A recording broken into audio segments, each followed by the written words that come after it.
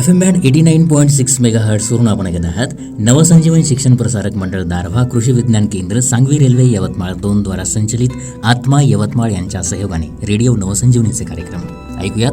यवतमाळ जिल्ह्याचे जिल्हाधिकारी सन्माननीय विकास मीना सर यांनी जिल्ह्यातील सर्व श्रोत्यांना आणि शेतकऱ्यांना दिलेला हा संदेश. सर्वांना नमस्कार. मी विकास मीना, जिल्हाधिकारी यवतमाळ. आता मी आपल्या केबीके केंद्रामध्ये आहे. त्या ठिकाणी आपलं जे केंद्र आहे त्याची पाहणी करत आहे.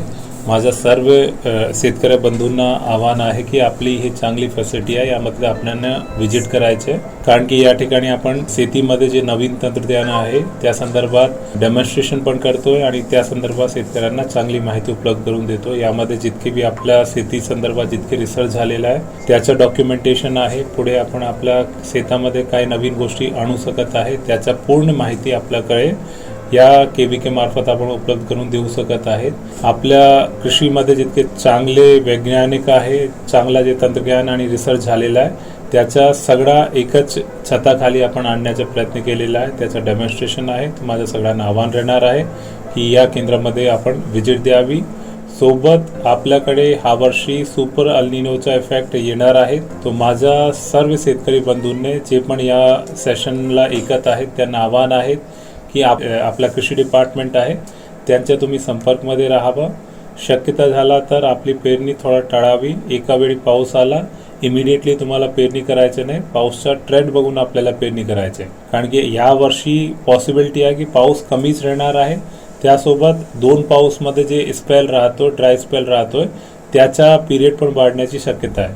तो आपल्याला पेरणी कधी करायचे त्या संदर्भात तुम्ही आपले कृषी सहाय्यक आहेत आपल्या गावामध्ये जितके शेतीचे अच्छे लोक आहेत ज्यांना या संदर्भात अनुभव आहे त्यांना तुम्ही संपर्क करा. नॉर्मल आपला जे जनरल ट्रेंड राहतो त्याच्या जवळपास 92% पाऊस येण्याची शक्यता आहे. तो यामध्ये आपल्याला चांगल्या रीतीने प्रॉपरली माहिती घेऊनच पुढे जायचं आहे, असा रीती मी सगळ्यांना आवाहन करतोय. सोबत आपला जिल्ह्यामध्ये कुठेही बियाणे खरेदीची इश्यू आला किंवा आपला युरिया खरेदी संदर्भात काही इश्यू आला तो आपला जिल्ह्याची हेल्पलाईन नंबर आहे, त्यामध्ये तुम्ही संपर्क करा. कोणताही आपला विक्री केंद्र आहे जे यामध्ये लिंकिंग करत आहे तो त्यांची पण रिपोर्ट तुम्ही त्या फोन नंबरवर करू शकत आहे. ते आपल्याला नंबर आपण तुम्हाला नंतर सांगू, पण यामध्ये तुम्ही जसाच रिपोर्ट करणार आहे इमिडिएटली आपण त्याच्यावर कारवाई करू. धन्यवाद. माहिती आणि मनोरंजनाच्या कार्यक्रमासाठी ऐकत राहा FM बँड 89.6 मेगाहर्ट्झवरून रेडिओ नवसंजीवनी, कृषी तंत्रातले माणिक मोती. कृषीचे तंत्र प्रगतीचा मंत्र, शिवार भरते स्वप्नांचे अंतर, एका सुराप नाव जागे नव्या पहाटे हात पुढे. Radio नवसंजीवनी, radio नवसंजीवनी,